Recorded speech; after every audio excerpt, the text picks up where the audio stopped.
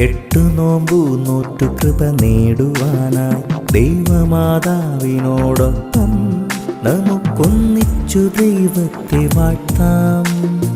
ആമേൻ, ആമേൻ.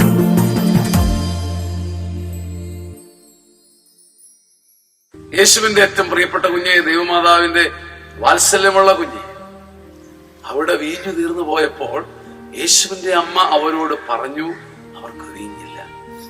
അവിടെ വീഞ്ഞു തീർന്നാലെന്ത്? അവിടെ കലഹം നടന്നാലെന്ത്? അവിടെയെല്ലാം ഇളകി മറിഞ്ഞാൽ എന്ത്? ഒന്നുമില്ല.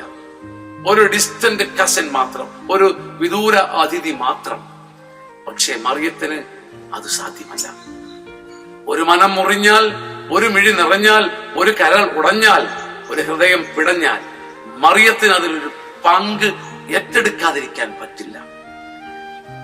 വാത്സല്യമുള്ള സഹോദര, സഹോദരി, നിന്റെ കണ്ണിന്റെ മുമ്പിൽ പലരുടെയും വീഞ്ഞ് തീർന്നു പോകുന്നത് നീ കണ്ണാലെ കണ്ടിട്ടുണ്ട്. പലരുടെയും കണ്ണു നിറയുന്നത് നീ കണ്ണാലെ കണ്ടിട്ടുണ്ട്. ഹൃദയം ഉടയുന്നത് മൺകുടം പോലെ പൊടിഞ്ഞ് പലരും വീഴുന്നതും നീ നേർക്കണ്ണാൽ കണ്ടിട്ടുണ്ട്.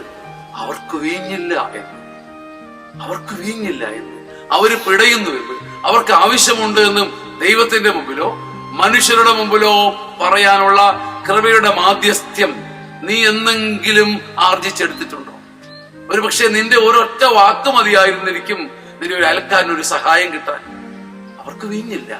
ഒരു ധനാഠ്യന്റെ മുമ്പിൽ, ഒരു കാരുണ്യമുള്ള മനുഷ്യന്റെ മുമ്പിൽ, ഒരു അധികാരിയുടെ മുമ്പിൽ, ഒരു വൈദിക മേൽദീക്ഷന്റെ മുമ്പിൽ നിന്റെ ഒരു വാക്ക് മതിയായിരുന്നിരിക്കും ഒരു വീട്ടിലേക്ക്, ഒരു പ്രശ്നത്തിലേക്ക് മധുര വീഞ്ഞ് ഒഴുകാൻ.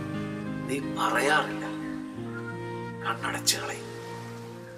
അവർക്ക് വീഞ്ഞില്ല എന്ന് പറയേണ്ടിടത്ത് വീഞ്ഞില്ലാത്തവരുടെ ദാരിദ്ര്യവും ദുഃഖവും ഉള്ളാലെ എടുത്തിട്ട് നീ പോയി പറയണം. സഹോദര, വന്യപിതാവേ, പ്രിയ മേലധികാരി, പ്രിയപ്പെട്ട സുഹൃത്തെ, പ്രിയപ്പെട്ട സമ്പന്നനായ സഹോദര, അവർക്ക് വീഞ്ഞില്ല, അവർക്ക് വീഞ്ഞില്ല. നീ വീഞ്ഞു കൊടുക്കണം. അങ്ങനെ വസന്ത പുഷ്പങ്ങൾ ലോകത്തിന് കൊടുക്കുന്ന സുഗന്ധ സൂനമാകാൻ മറിയത്തെ പോലെ നിനക്കും സാധിക്കട്ടെ. ആമേൻ, ആമേൻ, ആമേൻ.